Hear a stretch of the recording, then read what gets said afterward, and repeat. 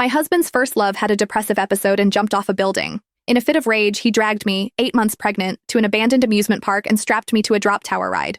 His men stood by, their faces blank as they bound my wrists and ankles to the cold metal seat. If you hadn't provoked Sienna, would she have had a breakdown and jumped?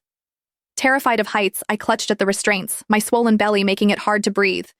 Tears streamed down my face as I admitted my mistake, my voice cracking as I begged him, "Hugh, please, let me go."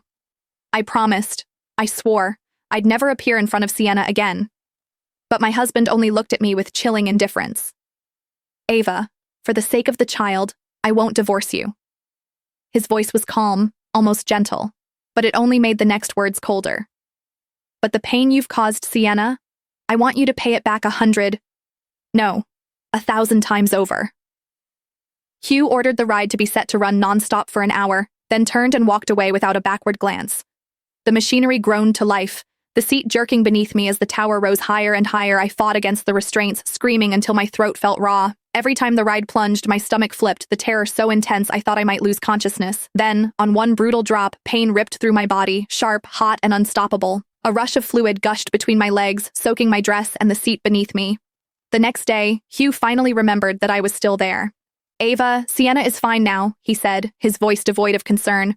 "As long as you apologize to her, I'll let you down." What he didn't know, what none of them knew, was that the platform had already been drenched in blood for hours. My baby had been torn from my body somewhere between the sky and the earth, reduced to nothing but mangled flesh and silence. Dr. Jason called this morning. That woman is avoiding her prenatal checkups. What trick is she playing to get my attention this time? Hugh frowned, a trace of disgust flashing through his dark eyes. Beside him, Mason, the family butler, turned pale, his voice trembling as he spoke. "Sir, Madam still hasn't been taken down, and she's terribly afraid of heights. She won't even step onto the second-floor balcony. Now that she's in her late pregnancy, could something have happened?" Hugh's expression froze for a split second, before he frowned again, doubt flickering across his face. "Really? Ava's afraid of heights?" Before Mason could finish confirming, Hugh waved a dismissive hand. "It's just a drop tower. It's not like she's actually jumping off a building. Let her be scared. It might teach her a lesson so she won't bully Sienna again." Mason lowered his head and dared not say another word.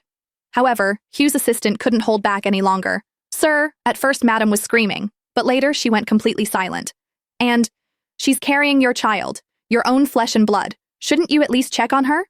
Hugh's expression shifted slightly, but the brief flicker of realization was quickly replaced by scorn.